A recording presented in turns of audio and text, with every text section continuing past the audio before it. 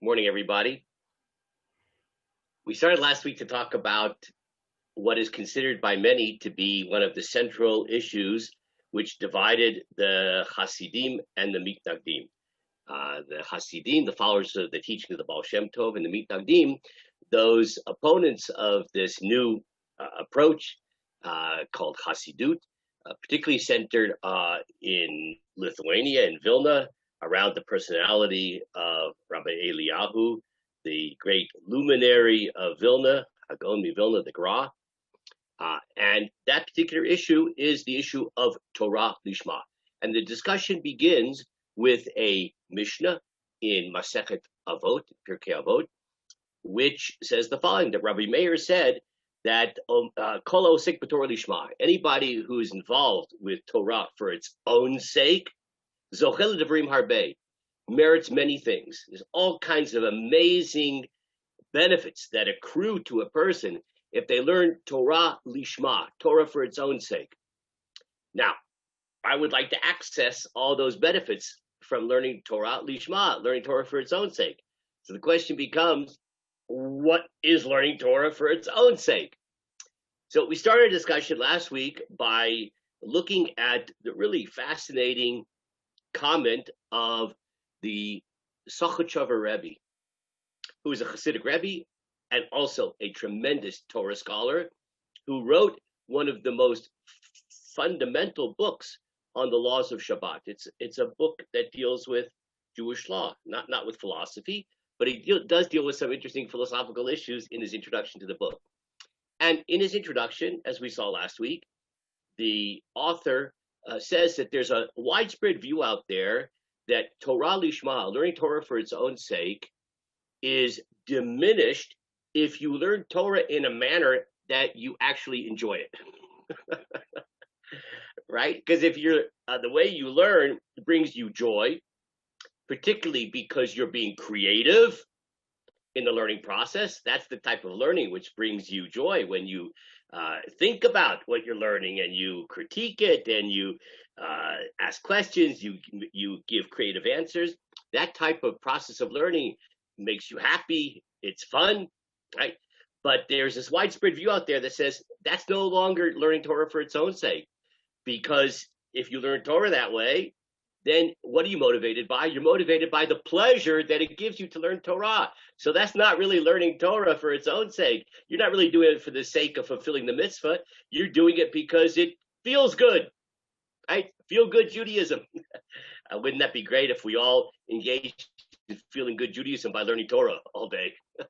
Okay, so the Eglei Tal quotes this and says that this view that says if you learn Torah in a way in which you're creative and you have novel ideas about the Torah, and in that way the learning is fun and invigorating, that to suggest that that's somehow not learning Torah for its own sake, this is wrong. And he goes on to argue, quoting various sources, that in fact the purpose of learning Torah is to get the pleasure of learning Torah, and God forbid that God would give us this great gift of Torah, and somehow it would not be an enjoyable experience. Like, imagine that you give your wife for your the wedding anniversary a gift that she uses, but gets no pleasure out of it. When you give your wife a gift, right, you're doing it because you want them to enjoy it. So God forbid that the idea would be that God would give us the gift of the Torah, and somehow if we enjoy learning Torah, that we wouldn't get any pleasure from it. So he says no, that learning Torah with joy in a creative way is in fact one of the essential aspects of what God wants from us when we learn Torah. Okay, and he brought various proofs, which we're not going to review those proofs. So what we did in that last session was really to talk about this sort. We didn't define what learning Torah for its own sake is, right? We just excluded the possibility that it means when you learn Torah without any personal pleasure, you're just doing it because it's a mitzvah. So he says that is not correct. Okay. It's interesting also, did you mention this last week that, on Tisha, the Issa of learning on Tisha B'Av? Yeah.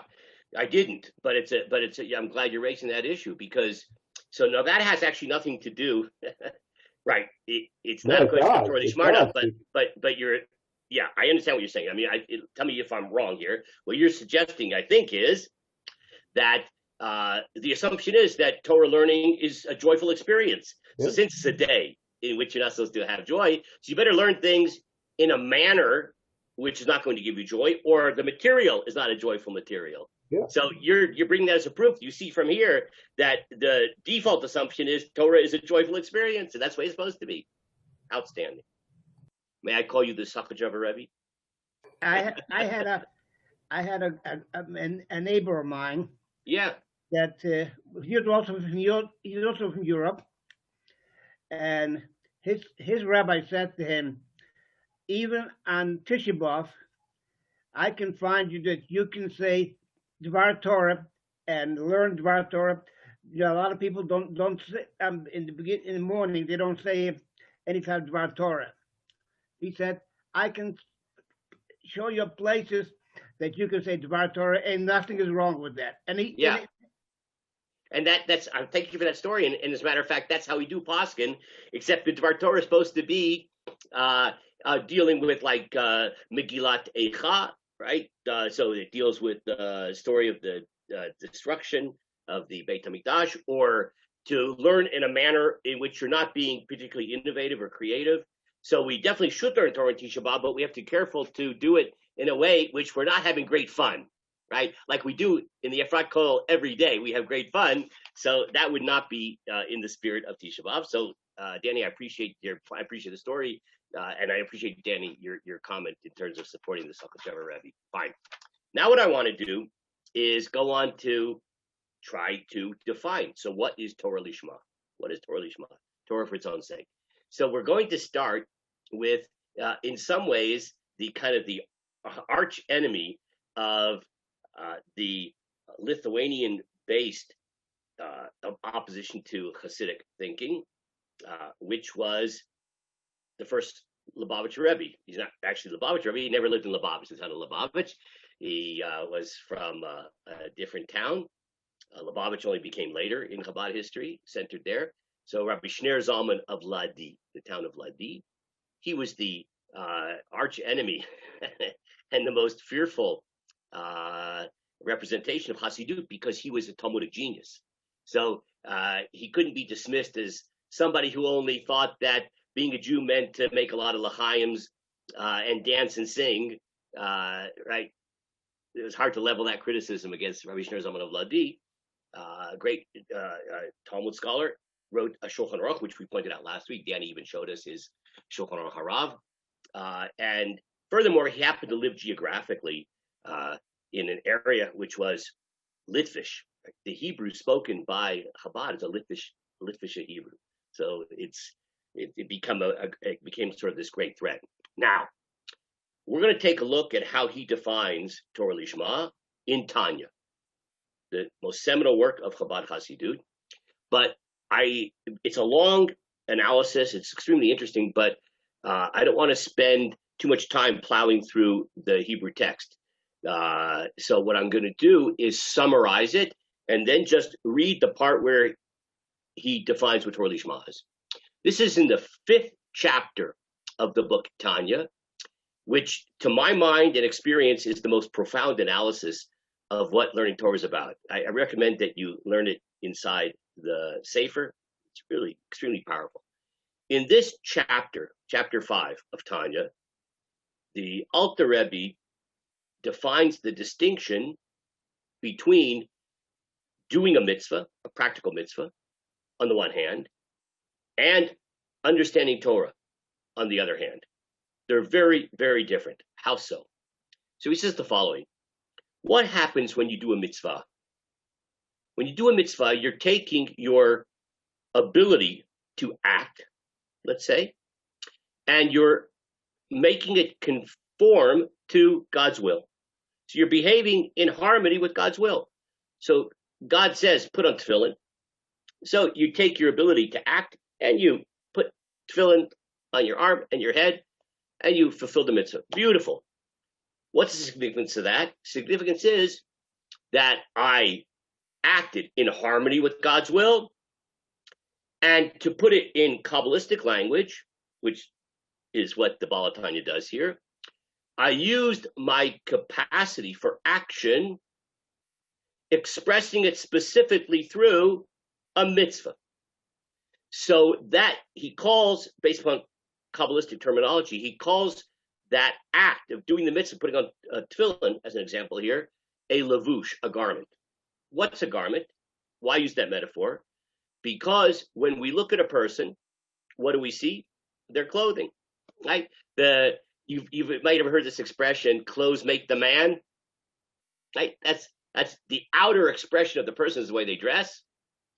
So therefore, when we use our capacity for action, when we express it through a mitzvah action, that mitzvah is called a lavush, a garment of the capacity for action, or garment of the soul, he calls it. Lavush, a garment. Fine. What happens when you learn and you understand something? That's different. He says the following. When you understand something, it's not like an action where my arm is the same. After I take off the tefillin, my arm is the same arm. Nothing happened to my arm. Right? I use my capacity to act to put on tefillin, but my arm has not changed.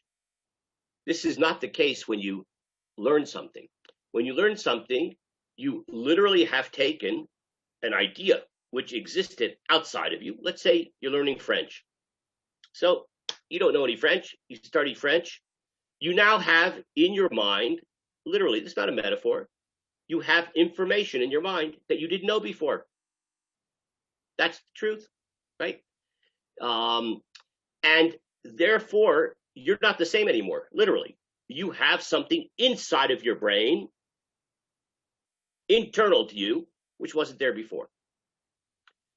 So the Baal HaTanya says that this is true learning French, just like it's true with learning Torah, except there's a very big difference. Now, this next step is a little abstract. He says that, particularly according to Kabbalah, and he claims the Rambam says this also, that when we say God is one, what are the implications of that? So people, in sort of a primitive way, understand that to mean there's only one God, not many. That's what it means God is one. But on a more philosophical level, that's true, but that's certainly not the extent of what we mean when we say, Hero is the Lord, or God, the Lord is one. Included in that is that God is not composed of component parts. Not only it excludes the idea of there are other gods, but it says something about God. God is not a composite. He's a perfect unity. One of the implications of that is that God and his knowledge, or to be more specific in this case, God and his wisdom and his will are not two things that are separate. You can't divide God up into component parts. With a human being, you could say there's Zeph, and there's the ideas that Zeph has, right? And they're separate components of Zeph. As a matter of fact, when it comes to a human being, you can even make a very dramatic distinction between the person and their ideas. For instance, a person could be a professor of ethics at Harvard University and has very brilliant ideas about the history and philosophy of ethics, could write many books about it, and they may be, in fact, a very unethical person. As a matter of fact, I'm not even sure people would have expectations that person would necessarily have to be ethical if they're a professor of ethics. It's an academic study. They have creative ideas about it. How they live in their personal life, that's a different story. Okay. This is not true of God. That God's wisdom and will, that is God, inseparable from God himself. Now, you ready for this big leap? This is a little hard to understand for us, but it is true according to Kabbalah and probably even according to the Rambam. When we internalize God's will and wisdom, that's what it means to learn Torah. We're learning God's will and wisdom.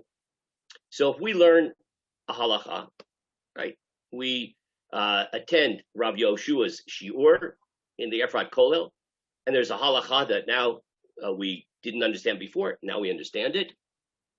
We have now incorporated into our brain a piece of information, and that information is God's will and wisdom. But God's will and wisdom is God. So in our brain right now is God. God is inside of our brain. He's inside of us. So now let's go back. When I do a mitzvah, that mitzvah is external, right? It's a garment. It's a lavush. It's the external expression of our capacity for action. When I do the mitzvah of learning Torah, in addition to the fact that I'm using my intellect for the purpose, maybe Alex should be muted there. Okay. Yeah, just cut out the noise there. Yeah. So in addition to the fact when I learn Torah, I'm performing a mitzvah. So in that case, it's a lavush, it's a garment, it's an outer expression of capacity to learn. But there's something else going on. It's just not a lavush, an external garment. It's internalized into the mind. Internalized into the mind. Now, this divine will and wisdom, which is now inside my mind, what's the distance between me and that God's will and wisdom, which is God? There's no distance. Perfect oneness. I am in a state of absolute oneness with God at that moment. And the Baal HaTanya says that this is a yichud, it's a unity, which is unlike any other experience. Because it's not simply closeness, it's not simply adherence to the divine will, like a mitzvah, but it's actual melding, a perfect unity between us and God by internalizing God inside of our brain. That is God. Wow. Now, based upon this notion that when you perform a mitzvah, it's a garment, it's an external expression of your capacity to act, let's say, there's another image we can use, another metaphor for understanding Torah. So instead of calling it a garment, which is this external expression, we'll call it mazon. It's sustenance. Just like when you eat, right? Just like we say clothes make the man, you are what you eat. So let's say if you, it's going to sound ridiculous just to do this to wake you up. If you eat God, if you consume God, right? You internalize God by understanding Torah. You are what you eat. You have become one in the most profound sense with God himself. And so we call that in Kabbalah mazon. It's internalized food, internalized, right? And sustains you, just like food, hopefully, sustains you. Now we can understand. Yeah. Rabbi? Yeah. When the Rambam says that God is unknowable, essentially, but if you study very carefully the ways of the natural world and or the history of the world and maybe the Jewish people, that those are the ways to get as close to God as is possible. Is that in contradiction to this or an addition? I mean, how do we factor that in? Right. So it's a good question, and I'm not 100% sure how to answer it, but I would say that I'm not 100% sure the Rambam says what you just attributed to him. So we would have to look at that further. I'm not sure the Rambam says that the only way that one could access God or have any knowledge of God is through studying nature. I mean, I think he would say that that's a way. Science. He meant science. Yeah, so that too, right? I don't think he says, and again, we can't argue about it right now. We'd have to take a look at it when we have more time and take a look at the sources, right? Does the Rambam say this is the only way to understand God is through nature, right? What about God's revealed will and wisdom, right? So that becomes the question. So let's leave it as a question. Like, I'm pretty sure that the Rambam would not claim that that Torah is, that by understanding Torah that one is not accessing an understanding of God. But by the way, just to add on to that. We're not necessarily suggesting, the Baal HaTanya is not suggesting, that by learning Torah you understand God. So let me give you this is going to be a little racy what I'm about to say. Say a man and a wife married, and they the most intimate moments of that marriage, right? Marital intimacy. So even though it's interesting, sometimes biblically we call that knowing, but it's not knowing it's not necessarily that the husband and wife know each other better, because of this moment of physical intimacy, but it's a moment of intimacy. The same thing here, but once I understand a mitzvah, right? I want to know: am I allowed to eat or drink before Kiddush on Shabbat? That's not a philosophical issue, right? In which gains me greater access to knowing the essence of God. It's accessing God's will and wisdom. But God's will and wisdom are not separate from God's essence. See, that's that leap you have to take here. That understanding God's will and wisdom is God. So by internalizing God's will and wisdom, by learning Torah and understanding Torah, I have God within me. Again, not claiming that I now understand philosophically the essence of God, right, in a philosophical sense. I understand God's will and wisdom, but that can't be separated from God's essence. Didn't the Chassidim take this much further and say that, I don't know if there's any connection, but in my mind I'm making the connection, that if you eat treif, for goyim that eat treif food, that food is internalized in the same way and affects their character? Yeah, that's not a Chassidic idea. We already find that in the Rishonim, this idea that somehow non-kosher food actually sort of affects you in some way. Yeah, right. So, I mean, you're using sort of taking that metaphor about internalizing things and then it affects you. But here we're talking about you're internalizing God's will and wisdom, and God's will and wisdom is God. And therefore, now you have that experience of yichud with Hashem. And as the Baal HaTanya says, it's a yichud, a wondrous yichud, in which there is no parallel to that. Just to go back to, by the way, the notion of marital intimacy. Marital intimacy is certainly intimate, obviously, by definition, except for it's not as if the husband and wife truly become one. They're close, right? But they don't meld into one entity. But you know what? When we have yichud with Hashem, because of the nature of the learning process, we are one, truly at one with Hashem. It's not just close; it's true oneness, because the God's will and wisdom, which is God, is now totally internal to the mind. It's one with me. It's truly one, not just close. It's truly one.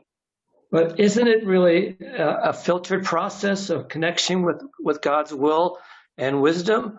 The idea that we learn Torah, we're learning Torah as interpreted by very numerous chazal. We don't necessarily learn words directly from God. Yeah, great question. So this is making a big assumption, and as something that would require a whole separate, maybe 10 shiurim, that there's an assumption that you've encountered, obviously, for many years, that even though it's, as you said, filtered, right, and processed, but at the end of the day, whatever Chazal decide, whatever they decide, that is God's opinion, right? So I appreciate the question, and I can only sort of like reassert the assumption without going into a whole analysis right now, that the way God intended that Torah, that his will and wisdom be processed in the world is through the filter, to use your word, of our great sages.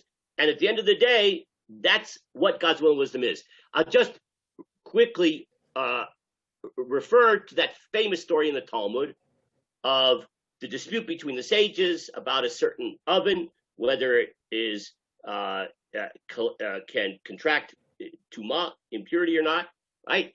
And one rabbi disagrees with all the other rabbis, and that rabbi does all kinds of miracles to prove that he's correct against all the other rabbis, and and he doesn't win the argument, right? Even though he has all these miracles. And the other rabbis say, I don't care, you can do miracles. I don't even care if a voice comes out of heaven, God's voice, and says you're right, which is actually what happens in the, it's his last miracle that he produces. Because the Torah itself, meaning God himself, said, Lo b'shamayim, that the way I, God, I'm not claiming to be God here, but I, God, have designed this is that my will be filtered through the majority opinion of the sages. And then the postscript of that story is that a rabbi bumped into Eliyahu Navi, who, has special access to God. He's sort of circulating throughout Jewish history and going up to heaven, coming down here, etc., and says, by the way, Eliyahu Navi, how did God respond to the rather chutzpahdik notion that the rabbis rejected the divine voice coming out of heaven, saying that this lone rabbi's opinion was correct, and quoting a verse of the Torah's not in heaven, but out, God. So famously, the Talmud concludes. Well, isn't it nice that let me just finish the story. It's a rabbinical text. Hang on a second. The Talmud concludes by saying that God was smiling and saying, Nitzchuni banai, my children have been victorious over me. So that passage in the Talmud illustrates this notion that the filtration process itself is God's will. Now, Bruce just asked, now, if I understood properly, that what a self-serving story in the Talmud, because it's just a story which justifies the kind of Talmudic, methodology. It's exactly what you'd expect rabbis to write. It's exactly what you'd want, what you would expect in a rabbinical text to solidify their authority when the voice from heaven and God himself says. Yeah, I understand your question, and Bruce. we follow the law according to sense of gaiva. Also, the sages say that we can interpret God's will and wisdom, that we have that knowledge. Except for it's the Torah itself that says that. See, that's the problem, but that's the answer, right? The Torah itself says Lo b'shamayim. The Torah itself says that when an issue comes that's being disputed, you go to the Kohen or the Shofet that will be in those days, and he'll tell you what to do. And the Torah itself says, do not deviate from what the sage tells you, neither to right nor to the left, right? God is telling you that. Now, you could say, like Bruce is saying right now, Bruce has an amazing ability to be skeptical, okay? It's amazing that he's such a pious Jew, in spite of all his skepticism. So I would just say the following. So your skepticism is logically, I understand it logically, but what we do have to appreciate is that this is normative Judaism as we understand it. In other words, you could say, this is absurd, this is ridiculous, I reject the whole assumptions here. But, and you have the right to do that. After all, Gush Etzion is a free country.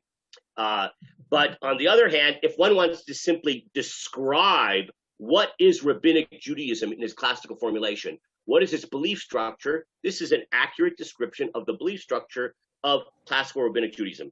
You don't have to accept it, you don't have to live according to it, but this is what classical rabbinic Judaism holds, right? That even though it's filtered through the sages, that God himself wants it to be that way, and therefore the conclusion of the halachic process is, whatever it is in fact God's will and wisdom, and therefore when we internalize that we have internalized God himself. Okay, now I don't want to get too distracted. As a Kohen, my Kohen roots call out, so because the Kohanim for the maybe I have some Tzaduki origins, I don't know, so I'm a little suspicious. But the same other Gemara says, yes, follow the Bad Kol. Follow the Bad Kol. The Bad Kol says the halakha follows Hillel, not Shema. How do we know? The Bad Kol says. And what does it say? Hillel is a nicer guy. So that's the bottom line. Yeah, we're going to get too far afield. He's a nicer guy. Yeah, and they're all very interesting stories. But Right. I understand, but we're going to get too far afield if we discuss this more. But the bottom line is, like I said, if one wants to describe what are the postulates of rabbinic Judaism, this is an accurate description. Again, in your own personal life, does it, you want to accept it? Not, that's a different story. Okay. So to go back to the bottom line. No, we all accept it, but okay, speak for yourself. So now that we've seen that, as the Baal Tanya explains, that how learning Torah is qualitatively different than doing a mitzvah. That's why the sages say Talmud Torah Keneged Kulam, that learning Torah is a superior experience to just doing a mitzvah, because it creates a unity with God which is unprecedented. It's not just conforming to God's will. It's not just wearing a garment, external.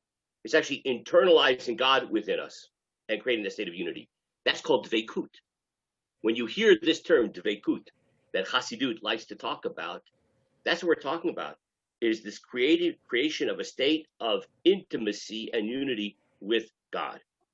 Now, I mentioned before that there are these two terms, right? That a regular mitzvah is a garment of the soul, whereas the understanding of Torah is not just a garment, but it is mazon.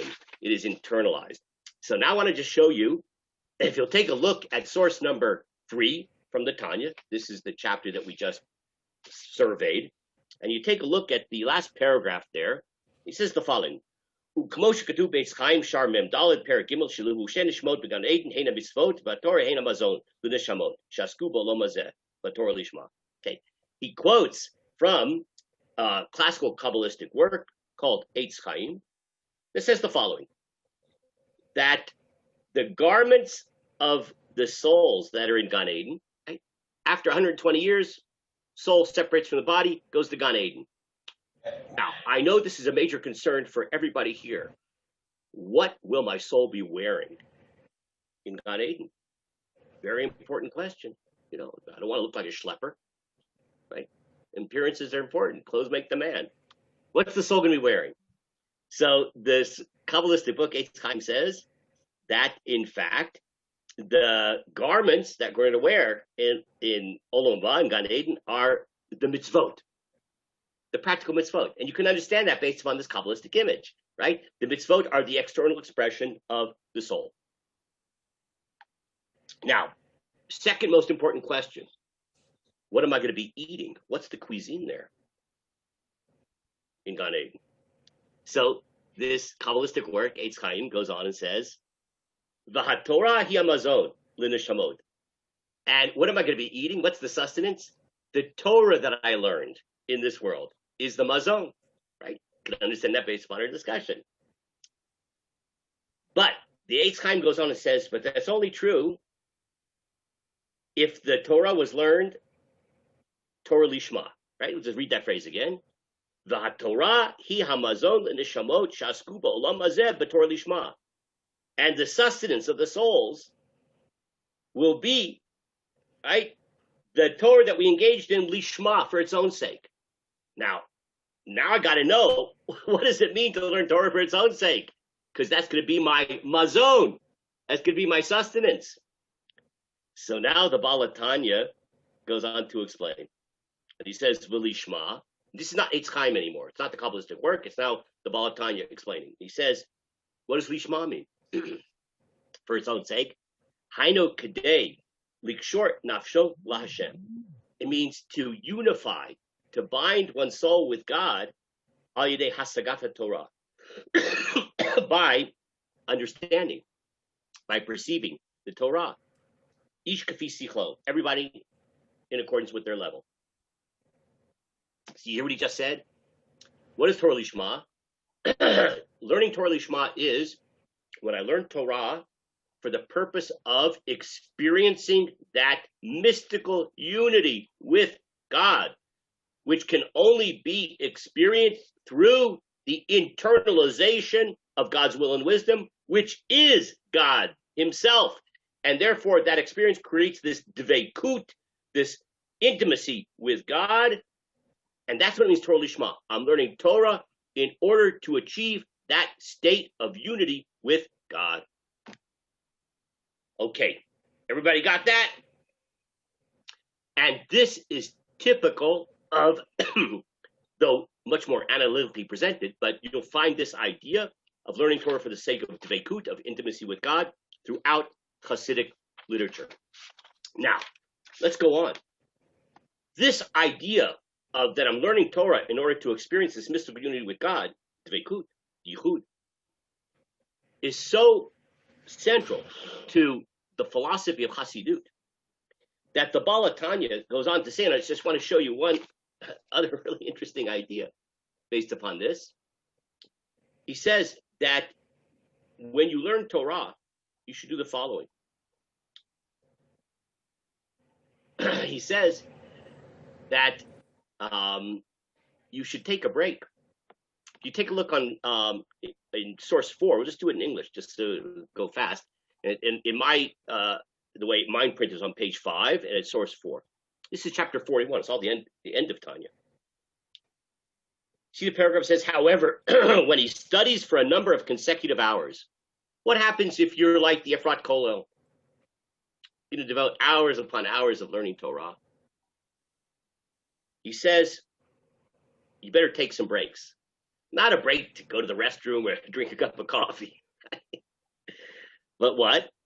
However, when he studies for a number of consecutive hours, he should reflect on the preparedness referred to above, at least at hourly intervals. The preparedness discussed above is the notion of unifying with God. He says that every hour, take a break and remind yourself of what you're achieving by learning Torah. Because that's the significance of learning Torah. In order to have this mystical sense of unity with God, to bind one soul with the divine. And so you may forget about that if you're learning Gemara 6 hours in a row. You may think that what you're talking about is if my ox gores your cow. And you may become a Jewish lawyer and think that that's what's going on here is just simply a legalistic discussion of a practical issue of what happens if my ox gores your cow.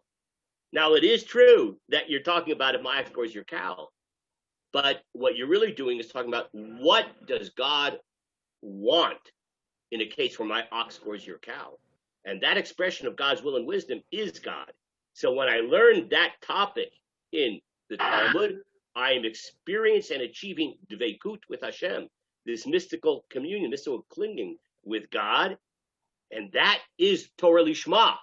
So make sure that you take breaks for kind of mystical contemplation and recentering yourself spiritually so that when you learn Torah, you'll be learning it for the proper reason and to the proper effect. So says the Baal HaTanya. So far, so good. Any questions or comments on this? Well, when you mention Torah, is that limited to traditional source material? Or again, to get back to my other question, if you're learning physics to understand the nature of the universe, to understand Parsha Breshit better, is that included? Yeah, that's an interesting question. So the Baal HaTanya actually discusses that too.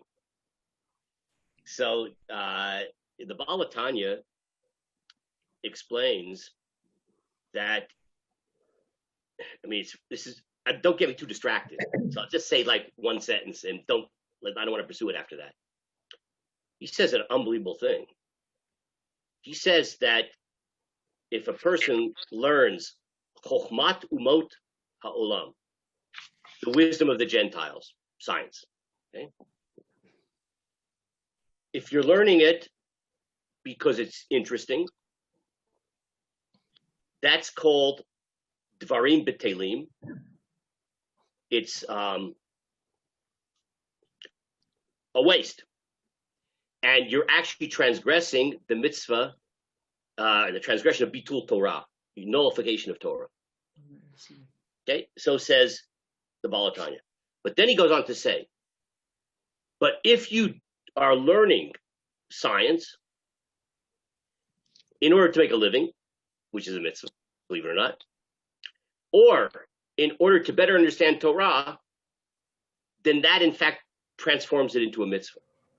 So that's a whole separate topic, but just to briefly answer your question, so assuming that if one is learning science in order to better understand Torah, that could be perhaps incorporated into like the whole general category of Torah, and perhaps in some way that also creates a state of dveikut.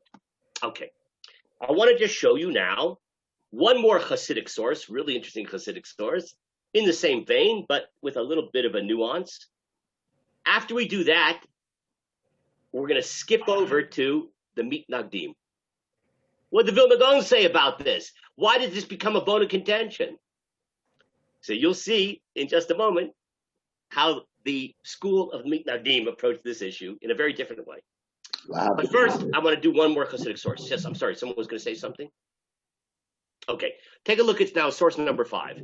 This is the Maggid of Mizrich. Now that's a very That's a very important source because the Maggid of Mizrich, excuse me, was the chief disciple of the Baal Shem Tov, and his disciples, among them Rabbi Shner Zalman of Ladi, the Balatanya, were the ones who spread Hasidic teachings throughout Eastern Europe. Look what the Maggid says. V'amar ki misho seit Torah Lishma. Somebody who learned Torah Lishma, zochel d'varim harbe, merits many things. Except, I want to know what Torah Lishma is. What is Torah for its own sake? Rotzeh lamar liot davuk b'Hashem yitbarach. It means to be davuk, to be in a state of mystical unity and clinging with God. This shouldn't surprise us. This is what we saw in the Tanya, but like I said, explained more analytically in Tanya. But now he goes on, he says something fascinating.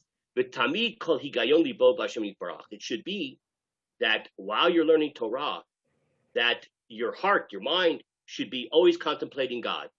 That's what's going on. You're in a state of unity with God, mystical unity with God. You're contemplating God as you're learning Torah. Kamo shomar katuv, as it says in Sefer Yoshua, lo yamush Sefer Torah mizeh mipicha v'yikita bo yom v'layla. That this Torah should never depart from your mouth, and you should meditate upon it day and night. Now, watch what he does. This is really clever and fascinating. Look at that pasuk. It's a very famous pasuk. The Sefer Torah shall not depart from your mouth, and you should meditate bo, the Hebrew word bo, yomam v'layla. Now, don't be overly clever, Danny. I'm sending this out prophylactically. The word Torah, let's just be a little bit grammarian here. Is that a masculine noun in Hebrew or a feminine noun? Anybody like to answer that question? Well, it's Sefer HaTorah Hazeh. It's the Sefer, which is masculine. I said not to do that. I knew you were going to do that. How did I know? So the word Torah is feminine. It just ignore what that man, the man behind the curtain, ignore him. So the word Torah is feminine. So Rabbi Dober says, why does it say, therefore, that this book of the Torah should not depart from your mouth, and you should meditate bo day and night? Really should have said you should meditate not bo, but ba, in it, feminine. So let's read what he says here. Why say bo? Masculine. Bo daika. He says, notice it says bo. Rotzelamar ba'Hashem. It's because it's referring to God. And you know God is a man. Right? God is masculine. Right? So let not this Torah depart from your mouth, right? And you should contemplate him. Bo, masculine. Right? Now Danny points out, justifiably so, that not such a compelling argument. It makes for a good sermon. It's a good drasha, but if you're a grammarian, not necessarily impressive, because the noun may be safer, the book of the Torah, which happens to be masculine, and the proof is it says Sefer Torah Hazeh. This book of the Torah is masculine because the subject is safer, and that's why it says v'higita bo. You should meditate on him, on it, right? Masculine it is because it's safer. You're 100% right, Danny, but that would ruin the drasha. Okay, but in any case, the point you're seeing here is like to put the grammatical considerations aside, you see the same sentiment that Torah Lishma means I'm learning Torah in order to connect to God. V'higita bo, right? I'm my mind is totally focused on God himself. Okay, so that is the Chassidic approach towards Torah Lishma. It's this mystical communion with Bo, him, God. Fine. You ready to switch gears?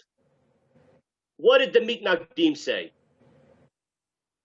Well, just like we saw what the Baal Shem Tov's approach was based upon his student, the Maggid Mizrich, and the Baal Tanya, the Vilna Gaon, we're going to examine what he thought based upon his most famous student, Rav Chaim of Volozhin.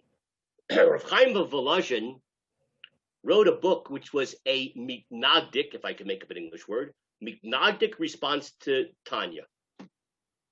You have this amazing work called Tanya, which actually really is quite amazing, and I recommend everybody to learn it.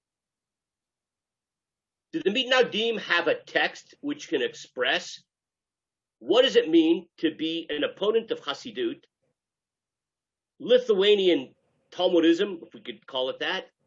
What is the worldview? What is the spiritual vision of those Litvaks? So Rav Chaim of Volozhin, the chief disciple of the Vilna Gaon, who founded the great yeshiva in Volozhin, wrote a book called Nefesh HaChaim, The Soul of Chaim. This is another book you must learn. Fantastic, amazing sefer. It is the attempt at creating a non-Chassidic Tanya, the worldview of Misnagdic Jewry. Let's hear what he has to say on this issue, Rav Chaim of Volozhin. Source number 6. Inyan Esek HaTorah Lishma. What is this notion of learning Torah for its own sake? Ha'emet habarur. He says the clear truth is the following. So he's very confident about what he's about to say. Ki lishma, this idea of learning Torah for its own sake. Ein perusho dveikut. It doesn't mean dveikus. It doesn't mean mystical communion with God. Why is he saying that? Because you learned the Tanya. Because he is surrounded and embattled by this growing Chassidic movement, which is claiming that the purpose of learning Torah is to experience mystical unity with God. He says, ain't so. It's not dveikut. K'moshe sovrim ata rov haolam, like the majority of the world now thinks. If you would do a poll of American Jewry in the 19th century, I'm just joking about this. Rov haolam, the majority of the world thinks that it means mystical union with God. By the way, it does reflect this idea of feeling embattled. The Mitnagdim felt embattled by the growing popularity of Chassidut. They're wrong. It doesn't mean dveikut. Shaharei, now you're going to prove it. Amru Azal, the Midrash. He quotes a Midrash. Says the following. I think I'm going to summarize it. Maybe we can even finish this topic today by just doing some summaries. You'll forgive me. All the sources are here in case you want to look at them on your own. Quotes a very interesting Midrash. Midrash says the following. That David HaMelech, who wrote Sefer Tehillim, he went before HaKadosh Baruch Hu and he said, God, I got a favor to ask of you. That please, would you please consider that those simple Jews who sit and learn Tehillim, say Tehillim, a Tehillim Zager, they sit and say Tehillim, would you please consider it as if they had been learning Daf Yomi? That's what he says. Learning Talmud on the highest level. That's the Midrash. So the Vilna says, just think about that Midrash for a second. That the Midrash is saying, God, I know that it would be more impressive and more impactful if they were learning Gemara, but so they're saying Tehillim, please consider it as if they're learning Gemara. So you see right there that Gemara is right on a higher level. And now Nefesh Chaim says the following. Let's just be honest for a second, he says. Which is the more spiritual experience, saying Tehillim or learning a Gemara?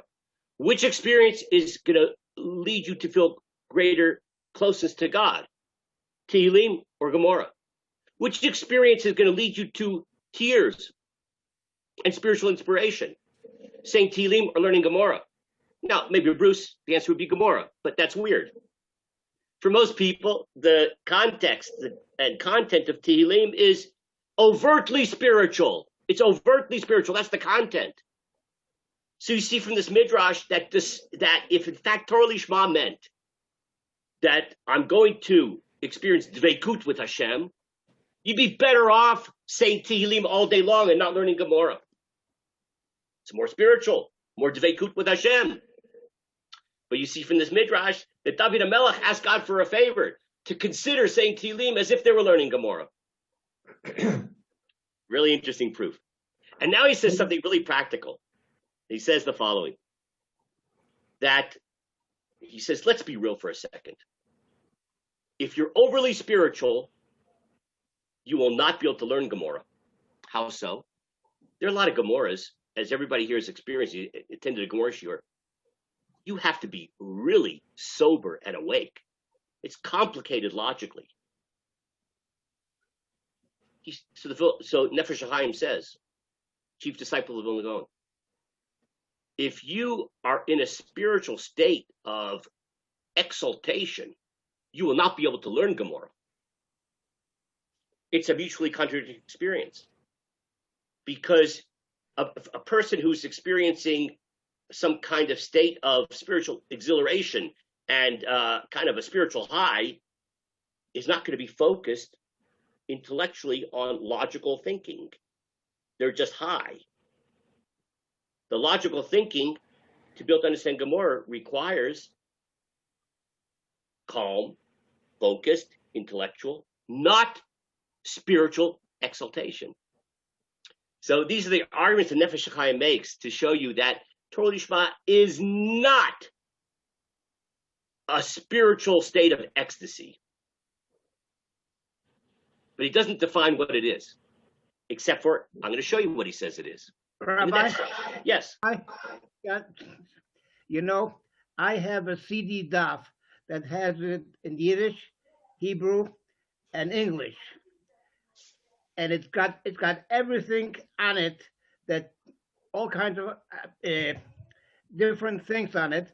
So I don't have to listen to. I just listen to my TV daf, and I know what they're saying. That's amazing. That's because not everybody's a genius like you. For most people, we have to, like, even if it's a recording and it's in English or in Yiddish, a language we maybe understand, it still requires a lot of mental gymnastics to figure it out. And if a person is in a state, this is what Nefesh HaChaim claims, of spiritual ecstasy, they're not going to be able to focus the way you focus when you listen to those tapes. That's what he claims. Doesn't take much. It's right God there. bless you. I wish I was as smart as you. God bless you. That's amazing. That's amazing. You have a gift. That's amazing. So, yeah. The idea that Nefesh Chaim, Chaim Volozhin was talking about, that you have to have clarity of mind in order to engage in Talmud Torah, in other words, learning Gemara and so forth. But his own teacher, the Vilna Gaon, in his later years, reduced his Gemara learning and engaged in other areas like Chumash, and even Tanya. Who knows? Yeah, so I don't think he learned Tanya, but I would say the following: I heard the same story you heard, that in the Vilna Gaon's last stage of his life, he focused on learning Chumash. So the difference is, it's not because he that he really became Chassidic. And he thought, well, if I learn Chumash, it'll be very inspiring and I'll experience this spiritual ecstasy and therefore, have dveikut with Hashem. The way I was told that story is because he achieved such a mastery of the oral law that he was able to see the oral law already embedded in the written law. Like he skipped the stage. I mean, he didn't really skip it. He had mastered all the oral law, and therefore he just needed to learn Chumash because it was all embedded in the Chumash, and he could see it all there. That's the explanation. Right. Yeah. Okay. So, I see that we have 4 minutes left. So, I think I can't finish this topic in 4 minutes. any questions? I mean, I could begin. Let's do this. Let's begin now with, so what is Torah Lishma according to the Mitnagdim? What, I know what it isn't. It's not Dveikut. He says that explicitly. Okay, but what is it? So now take a look at the next source from the Nefesh HaChaim. Aval ha'emet. The truth is the following. What is Torah Lishma? Ki inyan Lishma. What is learn Torah for its own sake? Perush l'shem haTorah. It's for the sake of the Torah. Now, Danny is a grammarian. He loves Hebrew, as I do. And think about it for a second based upon Hebrew grammar. Torah Lishma, which is translated as Torah for its own sake, right? So the word Lishma ends with a hey. So it means for its own sake, but whatever the it is a feminine it. What if it would have been for its own sake, but it would have been a masculine it? How would you say that in Hebrew? Instead of lishma, it would be, someone want to help me out? Yanni? Lishmo. Right? Lishmo. Lishmo. Lishmo versus, hi Kenny. It would be lishmo and not lishma. Okay? So Vilna Gaon says, as Danny would say, you better brush up on your grammar. Torah Lishma, if Lishma means for the sake of mystical communion with God, Torah Lishma doesn't, that phrase in Hebrew doesn't sound like it. It sounds like Torah for its sake, a feminine it. What's the it? What's the noun? What's the subject that the it is referring to in the phrase Torah Lishma? Torah for its own sake. Help me out. What's the it according to the grammar? Torah. Torah is a feminine noun. Torah Lishma means to learn Torah for Torah's sake. It's the Vilna Gaon is saying. Right? Well, Nefesh Chaim is saying. Right? The word Torah Lishma means learning Torah for the Torah's sake. And you see that by the hey, Lishma, for it, feminine it. Okay? So now let's look in the language. Aval emet ki inyan lishma perush l'shem haTorah. The notion of Torah Lishma means to learn Torah l'shem haTorah. I'm learning Torah for the sake of the Torah. What's it mean? Doing Torah a favor? So he goes on to explain. Banyan kamosha piresh harosh. He quotes the Rosh, Rabbi Asher ben Yechiel, one of the greatest Rishonim, who said the following: Kol diburcha umasa'acha b'divrei Torah. When all your involvement in learning Torah should be the following: Yeh l'shem haTorah, should be for the sake of the Torah. Lishma, for its sake, feminine it, Torah, for its sake. What does that mean? Kago leda, to know it. Lahavin, to understand it. Lo sif lekach upilpul, to expand the understanding of Torah through analysis, pilpul, analytical study. V'lo lekanter likaot.